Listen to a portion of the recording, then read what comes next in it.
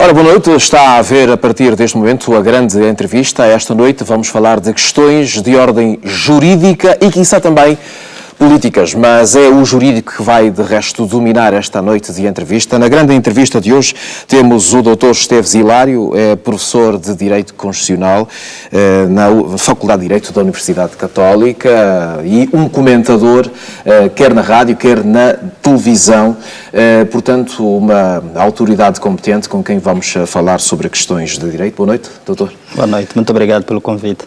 A pergunta é ortodoxa e vamos começar por esta mesmo. Qual é a avaliação que faz sobre o funcionamento da justiça neste momento? Bom, por acaso alguém outro dia, um colega seu, jornalista, perguntou-me como é que estava a academia no país. E a minha resposta foi, a academia está como está o país, não é?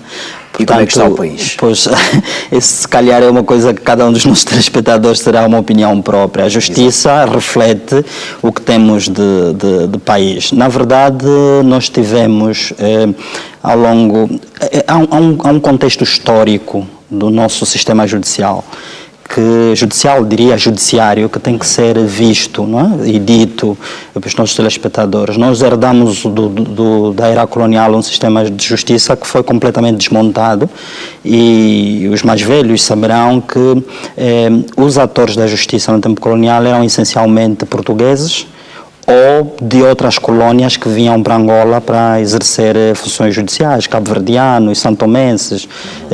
Era raro, havia exceções, obviamente, mas era pouco comum encontrar procuradores de justiça e juízes, não é? Naquela altura, que eram autóctones angolanos, não é? Portanto, com o advento da independência, obviamente, esses senhores foram-se embora, a maioria deles, e isso causou como diria, uma debandada, não é? E um enfraquecimento total das estruturas judiciais que o país tinha na altura. A Primeira República, em 1975, as pessoas remediavam-se como podiam, mas depois, ao longo desse tempo, e já na Segunda República, nós tivemos o Poder Judicial como uma espécie de um primo pobre numa família, não é? Portanto, era o lugar onde se fazia, dentre os três poderes, era o que menos recebia investimentos, não é? O parente pobre. E, portanto, isso tem consequências. Os investimentos em infraestruturas são quase nulos, ou foram quase nulos ao longo destes 42, 43 anos de independência que temos. Os investimentos nos recursos humanos, esses ainda pior, não é?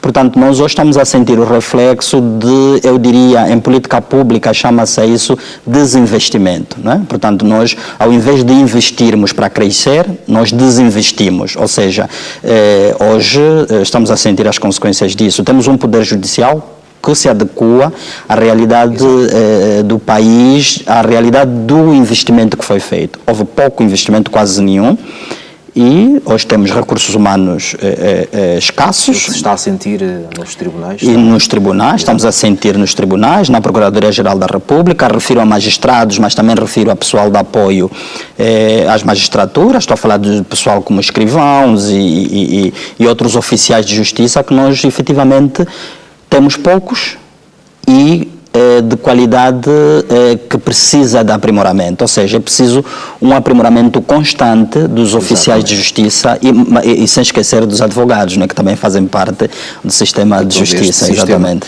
Esteves Hilário, aqui uma questão. Nós estamos a viver, como disse há instantes, uma grande novidade desafiadora e desafiante a todos os atores que interagem, digamos, quer a nível dos julgamentos, quer a nível do sistema judiciário.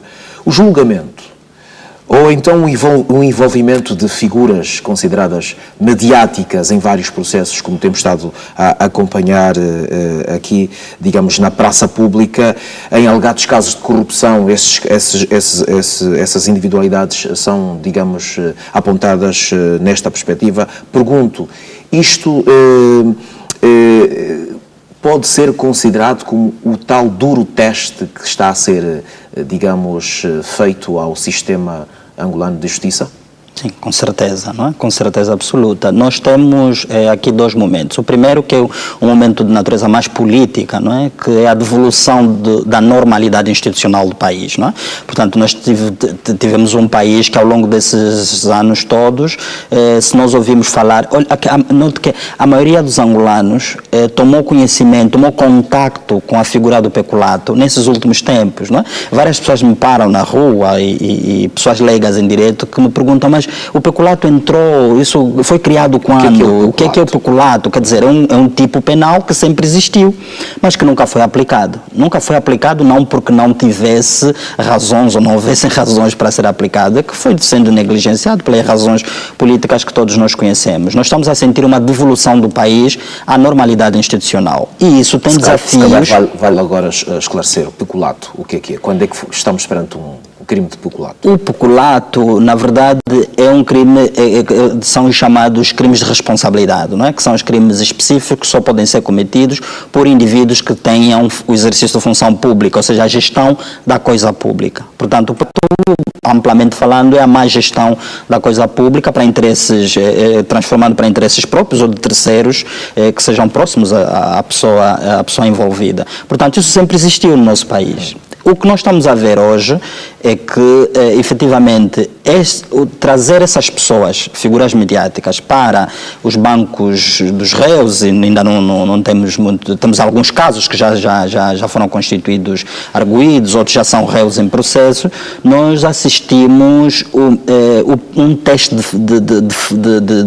de stress do sistema judicial como um todo. O sistema judiciário todo está sobre um tremendo teste de stress, não é? Isso é uma linguagem que se usa muito na banca para ver se os bancos têm solidez para aguentar uma eventual hecatombe econômica. E nós estamos a viver isso. O Ministério Público e os tribunais estão a ser testados para ver se eles têm capacidade efetiva e têm demonstrado em alguns casos que não têm.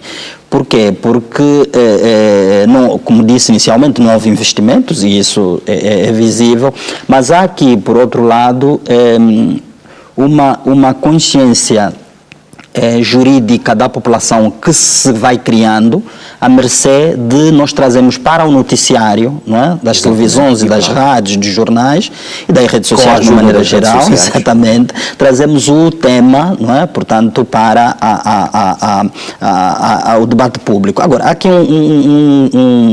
um elemento que eu acho que é importante, não podemos dizer que sejam só os órgãos de justiça que estão a ser testados. A própria sociedade angolana está a ser posta a teste, não é? Por quê? Porque cada vez que se condena ou que se processa alguém por um crime de peculato ou crimes relacionados a crimes de natureza econômica, não é? Os chamados crimes de colarinho branco, nós efetivamente também fazemos uma coisa que chamamos tecnicamente de prevenção geral, não é? A prevenção geral, o que é? Passar a informação ao cidadão comum de que aquele comportamento não é tolerado pelo sistema judicial, não é? Eu digo isso num livro que escrevo, uma obra sobre direito constitucional angolano, que digo, quando as autoridades públicas sistematicamente deixam de aplicar a lei, transmitem ao cidadão o sentimento de que a lei já não é para ser cumprida. Portanto, já não vale. Portanto, estão a fazer da lei... Nós estamos a viver um momento em que realmente essas disposições legais, que afinal já existiam há muito tempo... Sempre existiram. Ganharam vida. Ganharam vida, exatamente. E estamos a passar para o cidadão comum a informação de que a lei é para ser cumprida. E isso é fundamental, porque isto não existe... é o novo normal. Esse é o novo normal, exatamente. Há uma ideia que visa, digamos assim, acasalar este novo normal com uma certa ideia de perseguição política. Não é? O que é natural também, nós somos propensos à politização de tudo, não é? Portanto, nós somos uma sociedade muito politizada. E em alguns casos, na maioria dos casos, diria eu, não somos só politizados, somos também bipolares nesse sentido, não é? Nós somos sempre do contra ou somos sempre a favor, não é? Portanto, nós somos bipolares nesse sentido. Não existe meio termo. Não existe o meio termo, refiro-me, brincava eu outro dia numa conferência que fiz em Benguela, fazia referência a uma música do Latom dos Calibrados, não é? Que dizia que se critico só revu, se elogio só baju. Quer dizer, isso reflete exatamente o tipo de sociedade que nós temos, que é essencialmente bipolar. Muito bem. Dr. Esteves Hilário, Fala aqui, então, desta grande pressão que se faz sentir sobre o sistema judiciário angolano, quer a nível dos tribunais, quer a nível do Ministério Público. Muitas vozes se vão levantando contra uma certa usurpação de competências, sobretudo por parte do Ministério Público, quando vai atuando, dizem essas vozes que vêm das hostes de advocacia, o Ministério Público vai tendo certos comportamentos que podem violar até disposições constitucionais.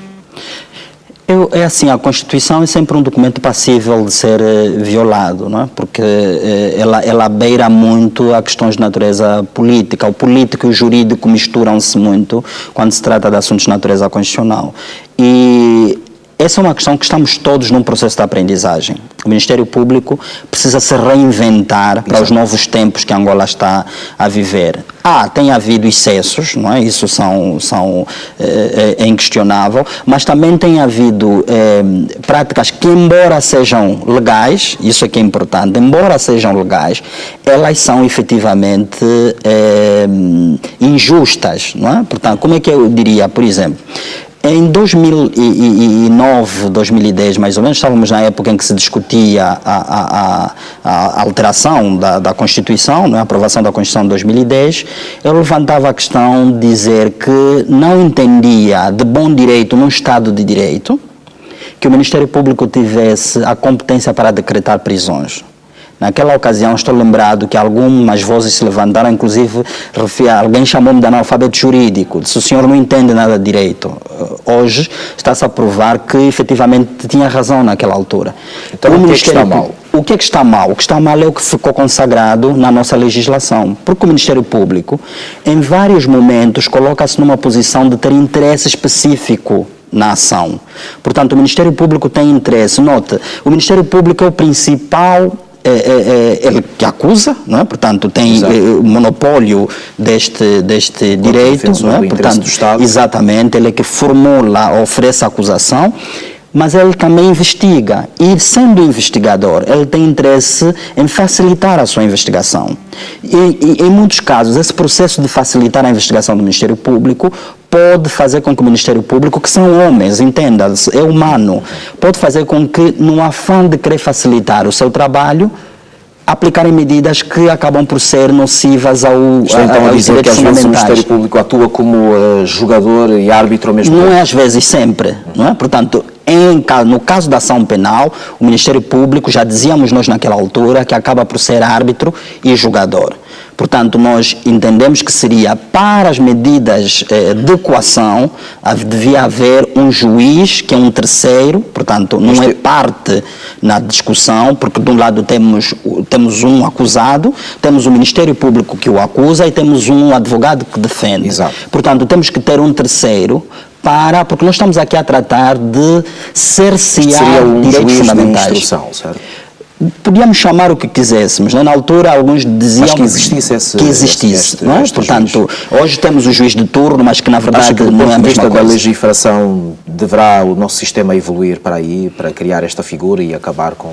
Eu entendo que sim, eu entendo que é o caminho que nós devemos seguir. Devemos ter coragem de assumir que, para termos um Estado de Direito, que seja efetivamente de direito, não é? Como dizia Norberto Bobbio, um Estado dos direitos das pessoas, não é? É preciso que nós retiremos, até para o próprio bem da Procuradoria-Geral da República, não é?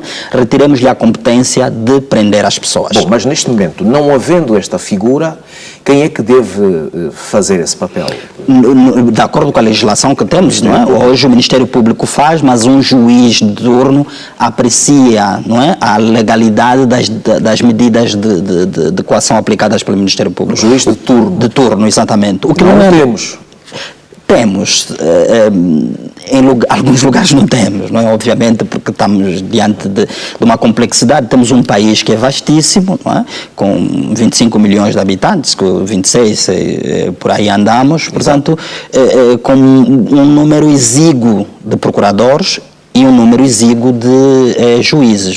Não temos como colocar em cada uma das circunscrições municipais do país ou Exato. até em cada uma das quadras de polícia, se calhar seria o ideal, termos um juiz que fizesse a fiscalização da legalidade, não é? Portanto, das medidas de coação. Esteves Hilário, pelo que está a dizer, fica-se com a ideia de que há um sério trabalho de casa que precisa ser feito com muita urgência. O certo é que nós temos, por exemplo, avançado agora para os casos muito mediatizados nas últimas 2 semanas particularmente, nós temos 2 deputados que foram constituídos arguidos com termo de identidade e residência, a restrição de saída do país e também com a obrigação de se poderem apresentar regularmente diante das autoridades. São deputados, embora não haja prejuízo à sua atividade enquanto parlamentares. Qual é o comentário que faz a estes 2 casos muito conhecidos e muito mediatizados? Bom, eu tive a ocasião de dizer à Rádio Nacional neste dia que não concordava com as medidas de coação. Note, é normal que um deputado seja constituído, arguído num processo, seja ouvido pela Procuradoria-Geral da República, é absolutamente normal. Até aqui não aconteceu nada de extraordinário dentro daquilo que está previsto por lei. O que eu acho que não é normal é a aplicação de medidas de coação restritivas de liberdade a um deputado em efetividade de funções. O artigo que tem imunidades. Que tem imunidades. O artigo 150 da Constituição consagra um conjunto de imunidades atribuíveis ao deputado, mas aqui é uma questão dirão-me, e disseram pessoas que ligaram-me em seguida, dizer não, mas o artigo só fala em prisão ou detenção, os deputados não estão detidos, mas é uma questão de exegese constitucional. O que é que eu quero dizer com isso? A interpretação constitucional, quando se trata de matérias dessa natureza, é sempre pró-imunidade. E aqui o que é que temos que ter em consideração? É irmos buscar uma interpretação que seja teleológica, não é? Que nos leve a perceber qual é o telos, qual é a vontade do legislador, ou seja, o que é que o legislador visava alcançar ao conceber esse regime de imunidades. O que é que o legislador queria ao conceber o que está previsto no artigo 150? Permitir que alguém que tenha um mandato do soberano, note que aqui o deputado não é um indivíduo que foi cair ali de paraquedas, ele recebeu, foi eleito e recebeu um mandato do povo soberano, o titular da soberania, exatamente, igual, para em liberdade exercer essa função. Portanto, qualquer medida de coação, no meu entender, salvo o melhor juízo, que coloque em causa o ius ambulandi de um deputado, essa medida é inconstitucional. Portanto, imaginemos aqui a hipótese de um deputado, o deputado hoje que está sob medida, os deputados que estão sob medida de coação têm a obrigação de apresentar-se periodicamente às autoridades. Imaginemos, é verdade que a lei estabelece que as medidas de coação de apresentação têm que ter em consideração a profissão do arguido, mas imaginemos que o deputado tenha a obrigação de apresentar-se quinzenalmente ao procurador que aplicou a medida de coação e ele tenha que sair em deputação para o interior do país, vamos imaginar, tenha que estar no Quando Cubano ou tenha que estar em Benguela por um período de 30 dias. Já que essa medida diz que não há prejuízo ao exercício da deputação. Exatamente. Portanto, aqui, note, não é o Ministério Público que vai determinar, não é o Ministério Público que determina se o deputado cumpre ou não, bem ou mal a sua função. Quem determina isso é o povo. O povo que deu o mandato a este deputado. Portanto, o povo tem que ser ouvido. Portanto, o povo que deu o mandato tem que ser ouvido na aplicação de medidas de coação restritivas de liberdade de locomoção. Podiam-se aplicar outras medidas. Por exemplo, uma medida de aplicação de uma caução, que podia ser uma caução atendendo o que se diz sobre a qualidade econômica, não é? A capacidade econômica dos envolvidos. Podia-se aplicar uma medida de coação milionária, por exemplo. Podíamos dizer, olha, tem que aplicar uma caução de 50, 300 milhões de kwanzas, por exemplo. Faz sentido. Tem que penhorar o imóvel, faz sentido. O que não faz sentido é limitar o ius ambulandi, o direito de ir e vir de um deputado que está em exercício de funções sem que o povo que lhe deu o mandato seja ouvido. E o povo é ouvido como? Através dos seus representantes na Assembleia Nacional. Levantou aí uma questão neste exemplo que referiu, estando o deputado em exercício da atividade parlamentar, por exemplo, no interior, não se pode apresentar diante das autoridades como manda a medida de coação que lhe foi imposta, ele entra em incumprimento. Exatamente. Como é que este assunto seria resolvido? Pois, porque aqui a lei estabelece a possibilidade de se agravarem as medidas de coação quando o coagido, aqui no caso o arguido, não cumpre as medidas de coação. Que medida de coação agravada que se aplicaria? Como é que se deve corrigir esta situação? Se é que é um assunto a corrigir? Eu entendo que,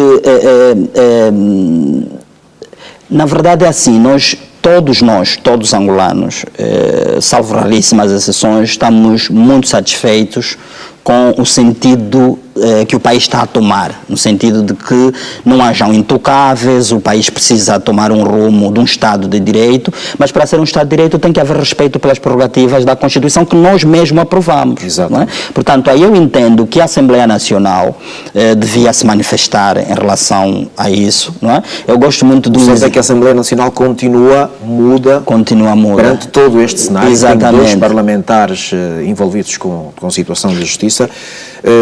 Será que a Assembleia Nacional tem que reagir perante essa situação? Não, ou vai continuar a olhar? Eu acho que, pronto, os advogados dos deputados podem, em sede processual, não é? Tentar um relaxamento dessas medidas, já que se entenderem como eu entendo, que são incondicionais. Note que aqui eu não sou detentor da verdade absoluta, não tenho esse monopólio, é uma linha de pensamento. Não, mas aqui a verdade é que a Assembleia Nacional devia se manifestar até para evitar o mau precedente.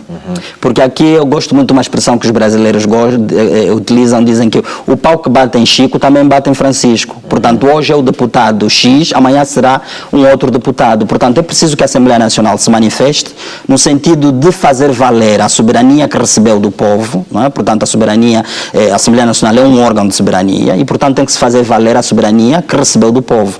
Não é bom que os nossos deputados que foram eleitos por nós, independentemente do que tenham feito, isso não está em causa, não é? Portanto, nem entramos no mérito da questão se são inocentes, se são culpados, se são estes ou aqueles. O que nós temos que fazer é fechar os olhos e cumprir o que estabelece a Constituição. É o senhor fulano, é o senhor cicrano, isso para nós não interessa. O que interessa é que a Constituição tem que ser observada.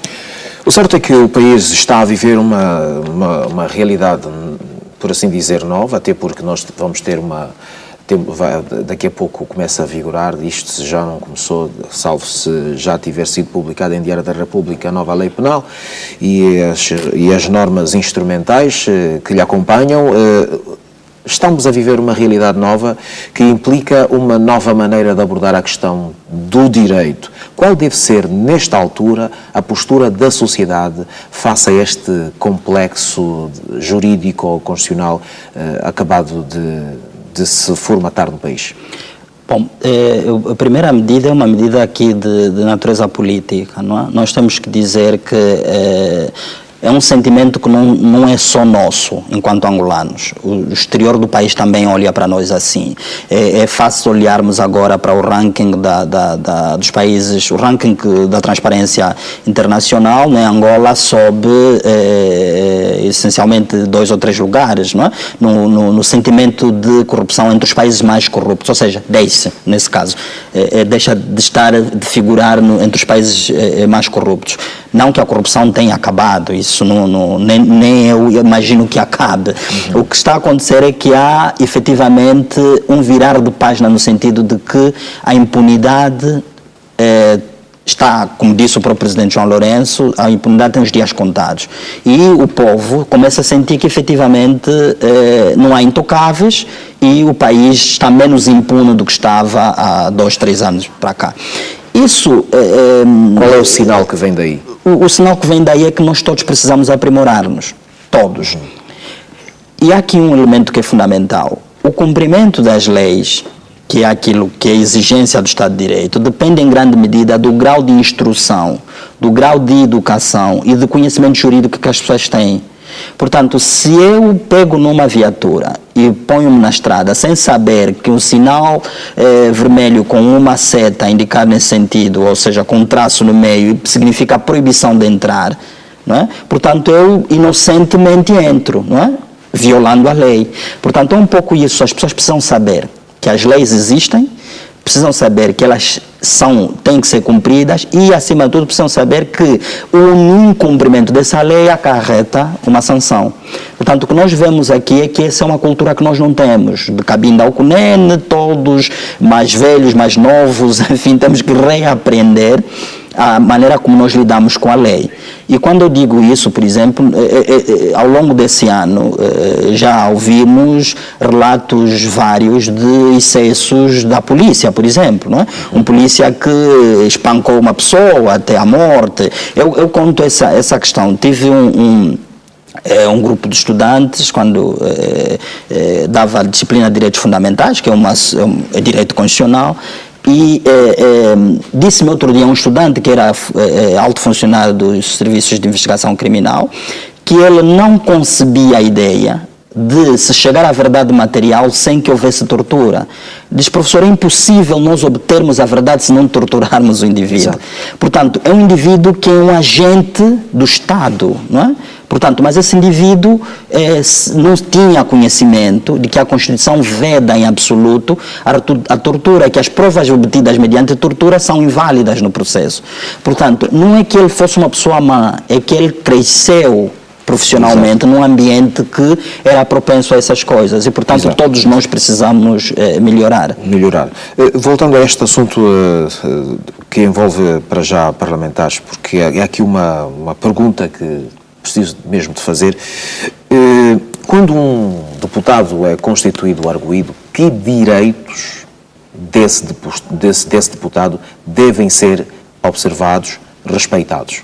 Bom, primeiro, todos os direitos previstos na Constituição, no artigo 63, não é? Que estabelecem direitos dos arguidos, no geral, porque o deputado acaba por ser um arguido no geral. Entretanto, da presunção de inocência, todos esses direitos. Entretanto, aqui acaba por haver um outro privilégio de fórum, não é? Que é o facto dele ser deputado. E o facto de ser deputado, no meu entendimento, acaba por proibir a aplicação de qualquer medida de coação que seja restritiva de liberdade. Portanto, o deputado tem que se preservar, enquanto ele estiver no exercício da função, que ele possa exercer a função em plenitude de liberdade. Por outro lado, uma vez suspenso o mandato e levantadas as imunidades, o deputado passa a ser, como nós, um cidadão comum, sujeito às medidas de coação previstas na lei, e aí aplica-se normalmente. O que está aqui em causa é, deputado em efetividade de funções, ao deputado em efetividade de funções podem ou não ser aplicadas medidas de coação. Entendo eu que aquelas que restringem a liberdade de ir e vir não se aplicam ao deputado. Aplicam-se outras que a lei prevê que são de natureza econômica. Temos também vivido situações que dão assim uma certa ideia de prejuízo ao princípio do segredo da justiça. Até onde é que deve ser observado o princípio do segredo de justiça face ao direito que as pessoas têm de poderem obter informação sobre aquele assunto que toca a todos? Olha, aqui ainda bem que toca nessa questão. Nós trouxemos do regime centralizado do Partido Único uma regra que é a regra do secretismo e é típica dos regimes fechados, não é? E especialmente o nosso, que era um regime de matriz marxista, de matriz leninista, não é? Portanto é muito mais fechado e traz o secretismo como regra. É preciso destruirmos, entre aspas, desconstruirmos este conceito. O segredo de justiça não é a regra, é a exceção. Não é? Portanto, num Estado de Direito, a regra é que a sociedade tome conhecimento sobre o que a justiça faz. A justiça não é um órgão de soberania fechado em si mesmo. Não é? Ele é um órgão de soberania aberto para o Estado, para o Estado, que somos nós, os cidadãos. As pessoas têm direito a assistir ao julgamento. Têm direito a assistir aos julgamentos, né? Há Estados de direito. Os jornalistas não devem ser impedidos, salvo isso. Absolutamente, não devem ser impedidos. Por exemplo, as plenárias do Tribunal Supremo deviam ser, do Tribunal Supremo, do Tribunal Constitucional, deviam ser conhecidas do cidadão comum. O cidadão tem que saber como é que os juízes decidem, não é? Portanto, temos que nos livrar dessa regra do secretismo. A regra é a publicidade dos atos do Estado, incluindo o Poder Judicial. A exceção a essa regra é que é o segredo de justiça. Ou seja, o segredo de justiça é decretado, não é? Entre aspas, pelo magistrado. Diz, não, este processo está em segredo de justiça. Se não estiver, dá-se publicidade. Agora, aqui há uma outra característica que eu acho que também devemos discutir um pouco. Quando se tratam de indivíduos que por si só têm notoriedade pública, portanto, este processo demanda da parte do cidadão um interesse especial. Portanto, nós estamos a falar do caso do senhor Manuel e a dona Joana que vão discutir um divórcio litigioso em tribunal. Quem são esses senhores? Não sei, ninguém sabe, não é? Portanto, são anônimos. Mas nós estamos a falar de indivíduos que exerceram cargos públicos, geriram o bem comum de todos nós. Exatamente. E agora estão a ser acusados de má gestão deste bem comum. Portanto, o povo, o dono, o senhor deste bem comum, tem o dever, tem o direito de saber como é que esses indivíduos estão a ser julgados. Então, às vezes, pergunto, às vezes comento com os meus estudantes, do que adianta, não é? O jornal da TPA, por exemplo, o telejornal, pôr uma tela, não é? Sobre o rosto do Esteves Hilário, que exerceu um cargo público de ministro de uma pasta ministerial qualquer e que é conhecido por si de toda a sociedade. Vamos tapar-lhe o rosto para quê? Se toda a gente sabe quem é o Esteves Hilário, foi ministro da comunicação social, foi ministro do planeamento, foi ministro disto ou daquilo. Portanto, o povo, ou seja, quando eu assumo uma função pública, assumo com esta função pública, que se estabelece assumo com esta função pública o risco da notoriedade, não é? Para o bem e para o mal, não é? Portanto, isso o povo tem o direito de saber. Vamos então aqui estabelecer o primeiro e o único intervalo na grande entrevista, nesta conversa que estamos a ter com o Dr. Esteves Hilário, especialista em Direito Constitucional, a aprender e a conhecer um bocado sobre a dinâmica da nossa justiça, tendo em conta os acontecimentos dos últimos dias. O intervalo é muito curto, nós voltamos daqui a pouco com outros elementos e outras incidências. Até já.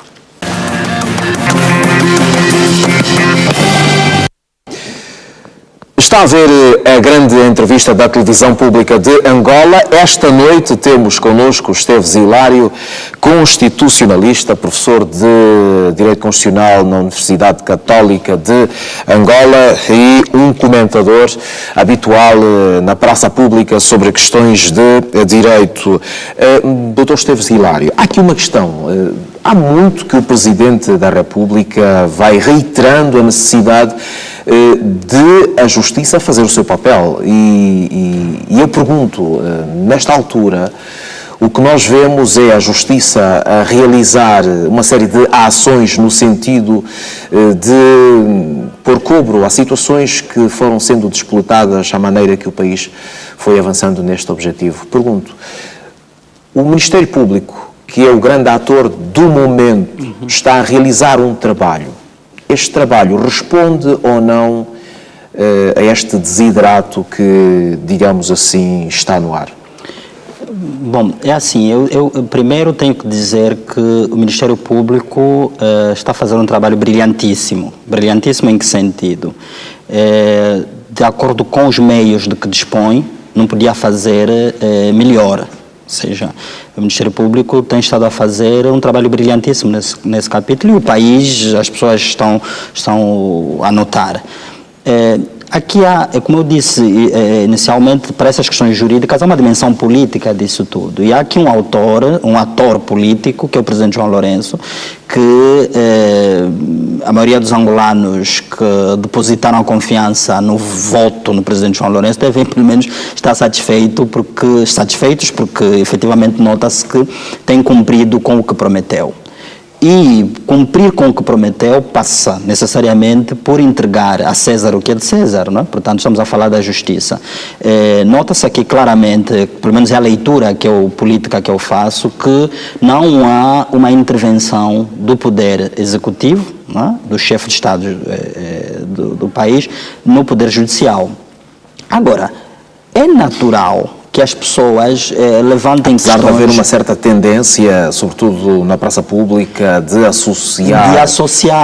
Note, eu estou lembrado de estar aqui na TPA, há uns anos, acho que já não me lembro, sei precisar o ano, quando levantou-se a questão, naquela altura, de que decorria aquele processo dos 15+2 e levantou-se a questão de que o Presidente da República, na altura, devia suspender o processo judicial que estava em curso porque havia questões de natureza humanitária. Era impossível fazer isto? E eu estive aqui na TPA para dizer que era impossível. O Estado de Direito não concebe essa possibilidade de intervenção do Poder Executivo no Poder Judicial. Portanto, a separação de poderes não concebe isso.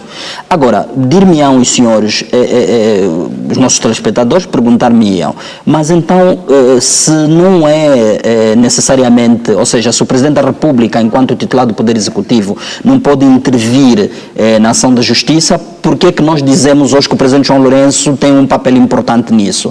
O Presidente João Lourenço, obviamente, criou as condições políticas para termos um poder judiciário mais arejado, que efetivamente faça o seu trabalho e tem feito. Agora, se isso aqui estamos do ponto de vista político, não é? Do ponto de vista jurídico, obviamente que os procuradores e os juízes fazem aquilo que é possível, não é? Portanto, a omelete depende muito da qualidade dos ovos, não é? Portanto, nós não vimos, como eu disse inicialmente, não houve um investimento no poder judiciário do país, e o país está a ressentir-se disso.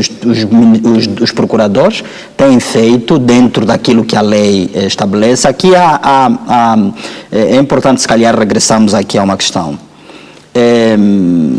As medidas de coação aplicadas aos deputados estão previstas por lei? Estão. Isso não temos dúvida. Os procuradores não inventaram isso, não é de autocriação dos procuradores. Elas estão previstas por lei. Agora, a aplicabilidade dessas medidas para os deputados é que é questionável. Portanto, nós estamos aqui a questionar a aplicabilidade da medida e não a própria medida em si. Exato. Portanto, os procuradores fazem aquilo que... Onde é que está a margem de diferenciação? Pois, onde é que está a margem de diferenciação? Uma coisa é o que nós temos previsto e outra coisa é como nós aplicamos o que está previsto. Entre a praxis e a previsão, às vezes há um fosso tão grande que torna impossível, não é, a realização do bom direito. E essa aqui é a questão que eu acho que é... O que era mais fácil? Era mais fácil, no caso, já que voltamos à questão dos deputados, era mais fácil o Parlamento levantar ou suspender as imunidades desses parlamentares? Eu acho que ainda não é momento. Não é? Eu acho que o Ministério Público está, obviamente, a investigar. Quando se tratam de crimes, eles são acusados de vários crimes, não é? E esses vários crimes poderão eventualmente reunir centenas ou milhares de... Mas a Constituição estabelece aí algumas exceções, desde que haja flagrante delito ou os crimes alegados possam ser punidos com penas de prisão superior a 2 anos. Pois. Não será o caso para excepcionar estas medidas que foram adotadas? A Constituição estabelece ali essas exceções, é verdade, e fala de forma acumulativa. Não é? A Constituição estabelece, diz, em caso de flagrante delito, o crime tem que ser cometido com dolo, com intenção, e depois tem que ser um crime punível com uma pena superior a 2 anos. Não é? Portanto, são critérios que têm natureza acumulativa, não pode ter um e o outro não. Okay. Portanto, pode ser um crime cometido com dolo, mas a pena é inferior a 2 anos, não se aplica a prisão em flagrante delito. Mas o flagrante delito é fundamental. Neste caso específico, nós estamos a falar de crimes que foram cometidos em 2016, em 2015, portanto já não se configura o flagrante delito. Aliás, os processos indicam que são assuntos relativos ou pelo menos o processo de investigação decorreu desde 2018,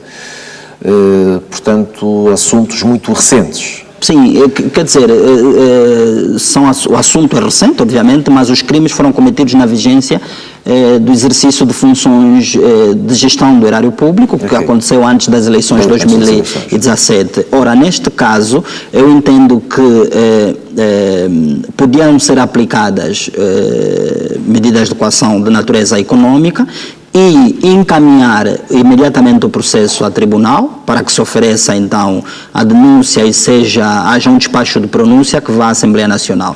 Note que aqui, pela qualidade dos sujeitos envolvidos, eu acho que quanto mais célere for o processo, melhor.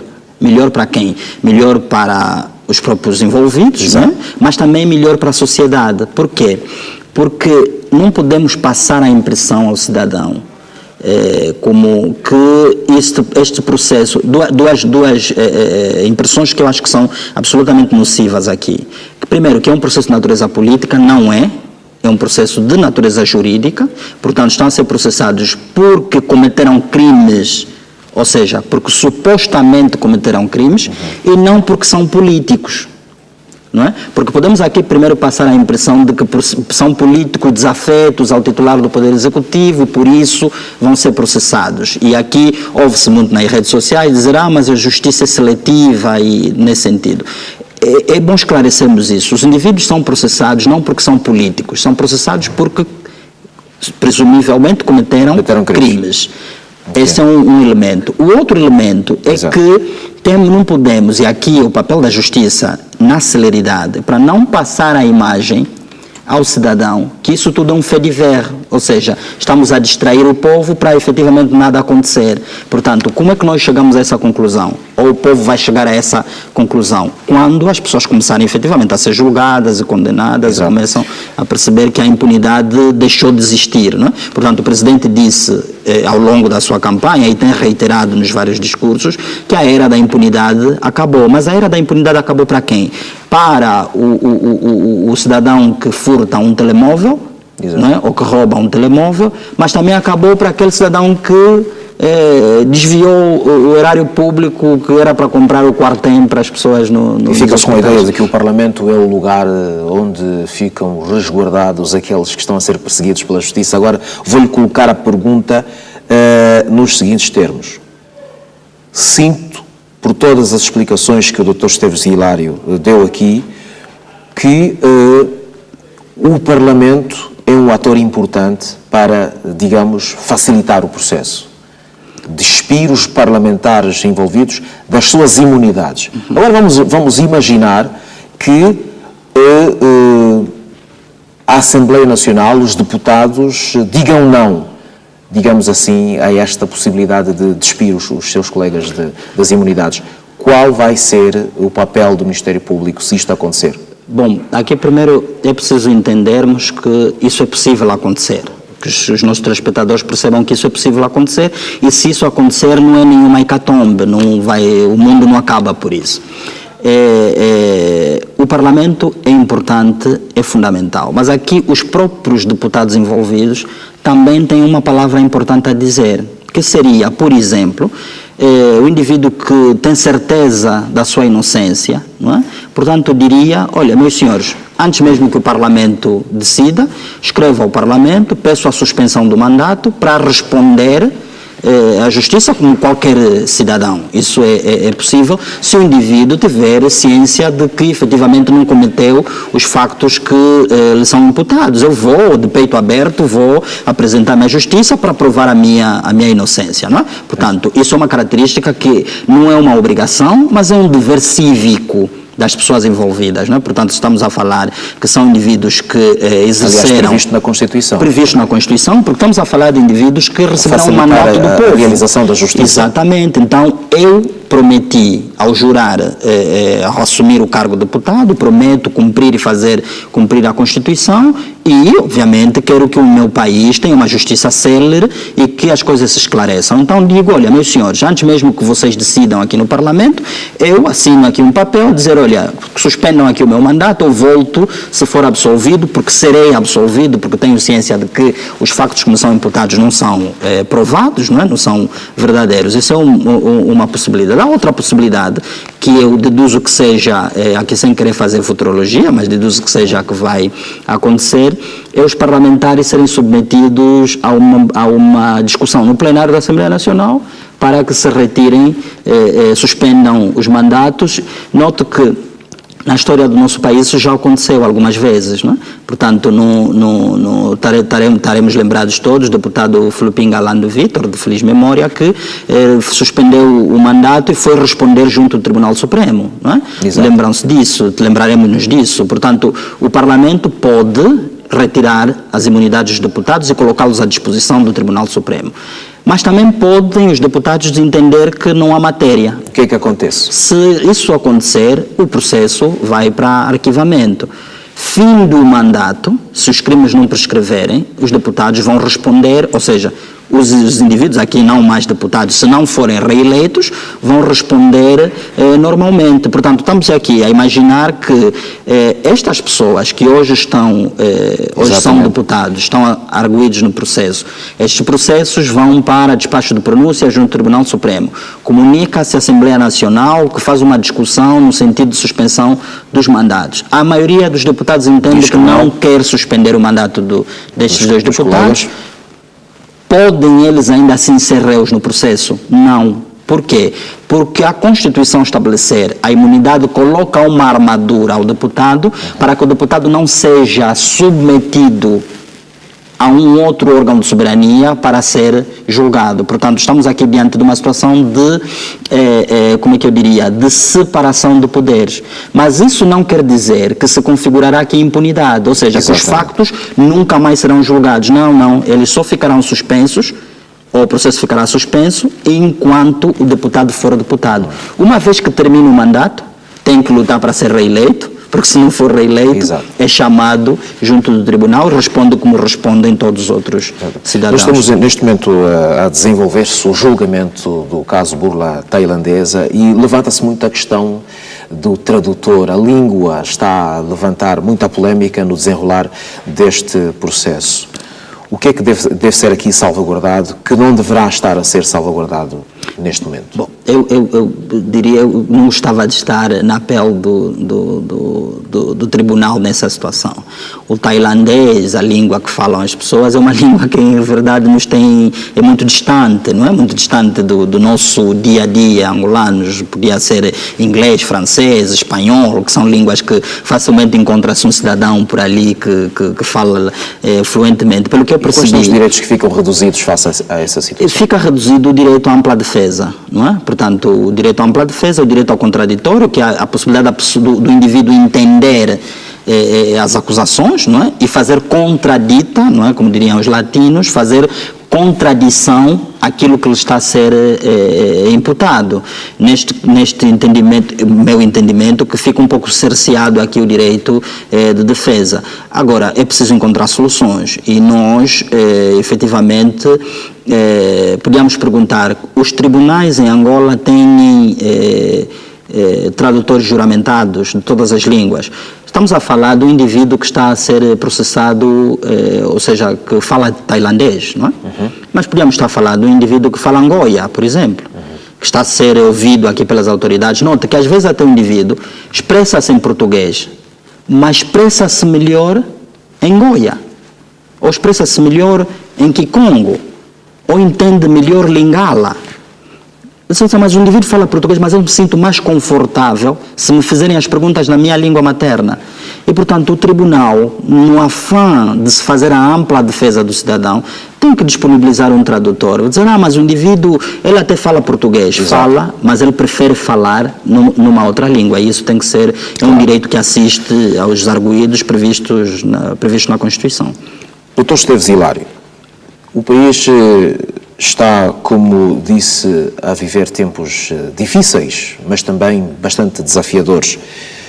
Temos normas que acabaram por ser desencadeadas, andavam adormecidas e ganharam vida com os casos que a Justiça vai recebendo. Pergunto-lhe, como professor e um investigador das questões de ordem jurídica constitucional, se temos as melhores leis, as melhores normas suficientes para combater a corrupção, ou se precisamos de melhorar, digamos assim, todo o complexo de normas que o país tem para melhor combater a corrupção? Nós temos aqui, imagina, a corrupção é um crime muito complexo, é um crime de complexidade ímpar. E os criminosos, não é? Os criminosos aperfeiçoam quase que diuturnamente os seus métodos, não é? Portanto, vão perguntar-me, agora que nós estamos a combater a sério a corrupção no país, deixou de haver corruptos? Não. Continuam a ser cometidos crimes de corrupção? Claro que continuam. Entretanto, hoje, os corruptos devem ter se sofisticado um pouco. Por quê? Porque percebem que hoje temos uma Procuradoria-Geral da República ativa. Temos uma Inspeção Geral do Estado que não dorme, não é? Portanto, eu nem gostava de estar na pele desses indivíduos, não é? Que perdem o sono para garantir a lisura na gestão da coisa pública. Que isso é fundamental para o Estado de Direito, é fundamental para o nosso desenvolvimento enquanto país. Mas os criminosos também não descansam, não é? Vão aperfeiçoando os métodos. Daí que a legislação angolana tem a necessidade de ir acompanhando, não é? Acompanhando este processo. Note que dificilmente nós encontramos um crime de corrupção que tenha apenas dois envolvidos, ou seja, tem o corruptor, que é o ativo, e o passivo, que é o corrompido. Não, é sempre uma panóplia de pessoas envolvidas e vem também a associação criminosa, e vem uma outra série de crimes conexos que exigirão do Estado uma leitura permanente da realidade e um aperfeiçoamento permanente. Como, por exemplo,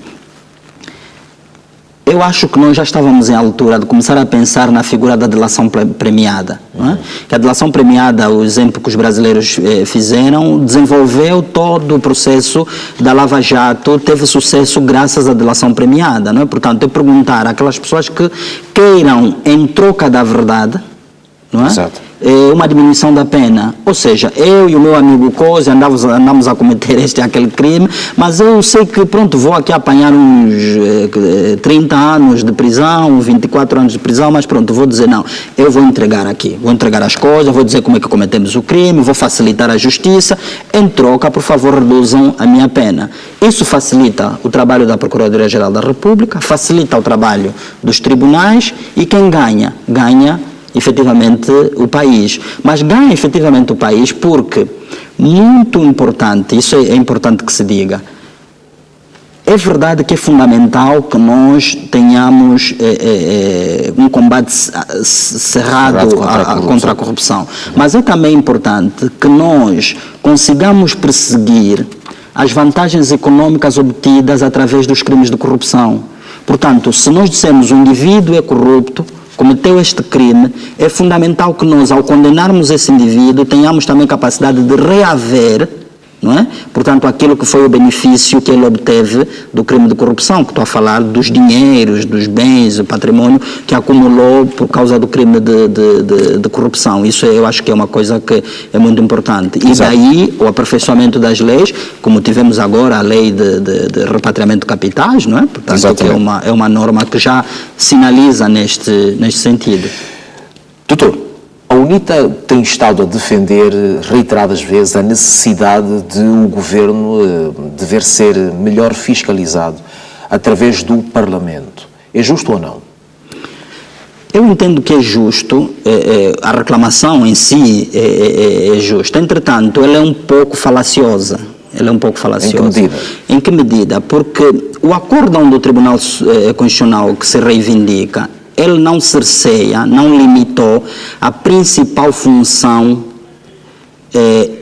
fiscalizadora, ou seja, o principal instrumento fiscalizador da Assembleia Nacional, que são as comissões parlamentares de inquérito. Estas não estão abrangidas na limitação que o acórdão estabeleceu. Não fazem falta? Fazem falta, mas isso não foi em virtude do acórdão. Isso é bom que digamos aos nossos telespectadores, deixamos claro que eles entendam isso. Não foi o acórdão que diz que a Assembleia Nacional não deve exercer comissões parlamentares de inquérito. Isso é um problema da Assembleia Nacional.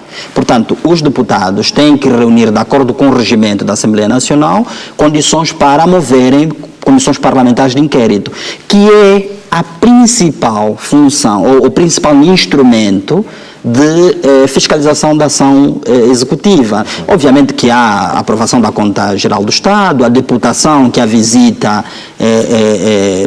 que os deputados fazem. Mas esta que citou é a função ortodoxa. É ortodoxa e nós nunca vimos aplicada, e não é por causa do Tribunal Constitucional, não é? Não foi o Tribunal Constitucional que delimitou isso. É uma ação da Assembleia Nacional. As comissões parlamentares de inquérito, diz a doutrina do direito constitucional, que elas têm poderes típicos da autoridade judicial, até decretam prisões, né? Portanto, a comissão parlamentar de inquérito faz comissões coercitivas, ou seja, se chama-me para depor e eu não deponho, pode requisitar força policial para ir buscar-me em casa. Temos o Parlamento amordaçado numa das suas mais tradicionais funções. Não, isso é importante que se diga, é uma automoldaça, não é uma mordaça que foi colocada pelo Tribunal Constitucional, como se quer fazer entender. Terá que ser o próprio Parlamento a desatar os nós. Como o grupo parlamentar da UNITA faz entender que seja o Tribunal Constitucional que colocou essa moldaça. Não, é um problema interno da Assembleia Nacional. A Comissão Parlamentar de Inquérito não está abrangida. Agora, eu ouvi isso recentemente, que o grupo parlamentar da UNITA pretende fazer um recurso deste acórdão, que eu acho que, não sei, não tenho o monopólio do conhecimento jurídico constitucional, mas é uma coisa que me parece a todos os níveis absurda. Não se recorre sobre decisões do plenário do Tribunal Constitucional, não é? Portanto, é a última instância do direito no país. Uma vez decidido pelo Tribunal Constitucional em plenário, não cabe mais recurso, faz a chamada coisa julgada material, não é? O caso julgado material. Entretanto, pode haver, se calhar, um pedido de esclarecimento, ou seja, não entendemos muito bem aqui o que é que o Tribunal quis dizer, e o Tribunal se manifesta nestes termos. Agora, recurso sobre uma decisão do Tribunal Constitucional, não sei, eu por acaso disse isso há dias a alguém que me perguntou, não sei, se calhar ao Espírito Santo, não é? Porque... Doutor, aqui uma questão, como é que avalia a narrativa que sugere a concessão de uma amnistia aos crimes económicos cometidos em Angola? Se me permitir, eu falaria aqui em duas perspectivas. Na primeira, como cidadão, e não ainda como jurista, como professor de Direito Constitucional. Como cidadão, eu acho que seria uma ofensa ao cidadão comum. Não é? O presidente João Lourenço usou essa expressão, que se as pessoas hoje que defraudaram o erário público apresentam-se como vítimas, não é? É um insulto aos angolanos, não é? Que de boa fé permitiram que isso acontecesse. Portanto, nós angolanos, não sei se estamos dispostos a dar uma nova amnistia para pessoas que causaram problemas graves ao país, não é? Teremos lembrado das pessoas que faleceram por febre amarela, por outras pessoas, por outras razões, não é? Portanto, que podiam ter sido evitadas se o erário público fosse bem gerido. Portanto, não creio que seja enquanto cidadão. Agora, enquanto jurista, eu diria que já houve amnistia. Portanto, mais uma amnistia? Quantas amnistias, então? A lei de repatriamento de capitais é efetivamente uma amnistia, é uma lei da amnistia. Quando eu digo assim, meus senhores, é só trazerem o que levaram daqui que ficam excluídos de todas as obrigações de natureza fiscal, de natureza disciplinar, de natureza criminal, estão a amnistiar. Portanto, as pessoas, provavelmente por desconhecimento, até por vontade própria, não repatriaram os capitais à luz desta amnistia prevista na lei. Apesar de vários apelos. Apesar de vários apelos, eu acho que essas pessoas fizeram de forma consciente e tinham ciência das consequências. Eu acho que sim. Não há inocentes nesse capítulo. O indivíduo tem dinheiro fora do país, recebeu esta benesse do Estado, não é? Para trazer o dinheiro. Note que aqui não se está a receber o dinheiro. O indivíduo traz o dinheiro continua no seu patrimônio pessoal, na moeda de origem, ou seja, o dinheiro vem em euros, permanece em euros na sua conta, e as pessoas não aproveitam em Angola, não é? E as pessoas não aproveitaram essa oportunidade. Portanto, vamos exigir... Não acreditaram? provavelmente não acreditaram. Assim, também aqui há um elemento que é bom dizermos. A cultura de impunidade, não é, que se desenvolveu no país ao longo desse tempo todo, faz as pessoas perceberem isso não é para levar a sério, daqui a pouco ele vai desistir. Não terão pensado que se tratou de uma armadilha? Não, eu acho que pensaram mais que se tratou de um slogan político do que propriamente. Aliás, eu ouvi pessoas a dizerem, não, o presidente ele vai fazer essa. Não, nem pense nisso, não é? Quer dizer, as pessoas não levaram muito a sério. Agora, tem que arcar com as consequências da falta de oportunidade, ou melhor, de não terem abraçado essa oportunidade. Mas eu especialmente, nem juridicamente, nem enquanto cidadão, sou favorável a uma segunda amnistia nesses crimes. É uma pena que o tempo começa a ficar muito apertado, mas há aqui uma questão que eu vou colocar ao Esteves Hilário, que é a seguinte. Nós temos um processo que está a ser, digamos, dirigido pelas instituições do Estado numa altura em que continua a ser o MPLA o poder no país, pelas individualidades e instituições que são visadas no atual combate contra a corrupção. Pergunto-lhe se não teremos aqui, assim, no futuro, um cenário prejudicial ao próprio partido no poder, o MPLA, com sérios riscos de isto resvalar numa implosão dentro do próprio partido no poder. Olha, note, eu em relação a este ponto, eu tenho dúvidas que qualquer outro partido, dentro dos partidos angolanos, vencesse as eleições, conseguisse fazer o que está a ser feito. Mas é uma opinião... Conseguisse ir tão longe quanto ela chegou. Exatamente. Eu acho que é uma opinião pessoal, vale o que vale, mas duvido muito que qualquer outro partido pudesse fazer. Eu entendo que só o MPLA tinha condições materiais para fazer o que está a ser feito no país. Entretanto, o MPLA é parte do problema. Obviamente que deve ser parte da solução. Eu gosto de utilizar uma frase do presidente Lula da Silva, que infelizmente acabou por ser apanhado também nessa, e que dizia, eu lembro-me que em 2006 eu estava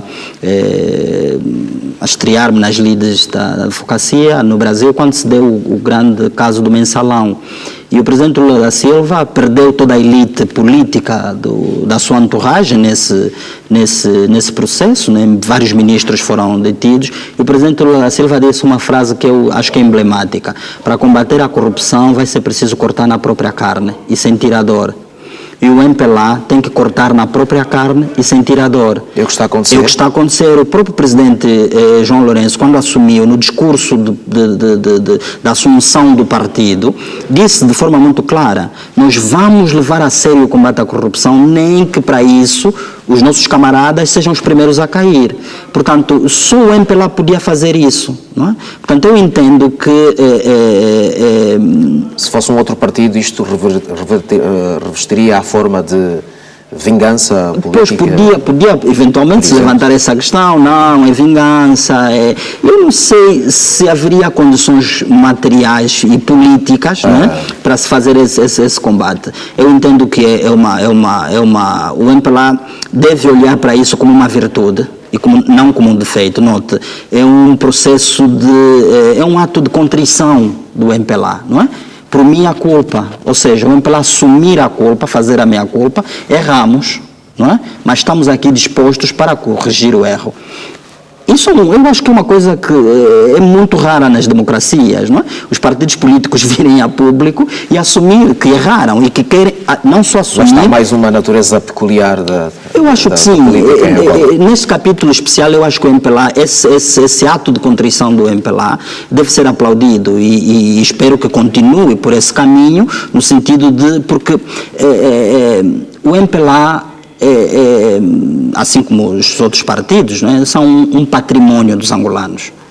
E é bom para os angolanos que o MPLA seja um partido arejado, que o MPLA seja um partido de gente de bem, que o MPLA consiga ter nas suas hostes os melhores filhos do país. É bom para Angola. Exato, é bom para nós porque é nosso patrimônio. Não é? Portanto, eu acho que o MPLA, neste capítulo especificamente, eu acho que está de parabéns. Está a fazer o que tinha que ser feito, com dor, mas que é um parto que gerará uma Angola muito melhor. Muito bem. Doutor Esteves Hilário, muito obrigado. sabe que na hierarquia do tempo, o respeito às normas que nos são reservadas para respeitar o tempo acaba por ser uma ditadura brutal. Temos mesmo que sair do ar.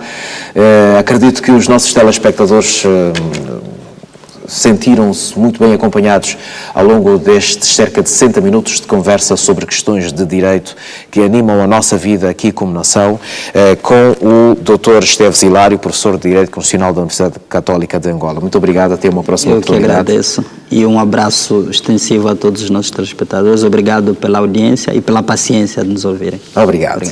E nós voltamos daqui para a semana com outro tema que anima a nossa vida em comunidade. Boa noite, passe bem.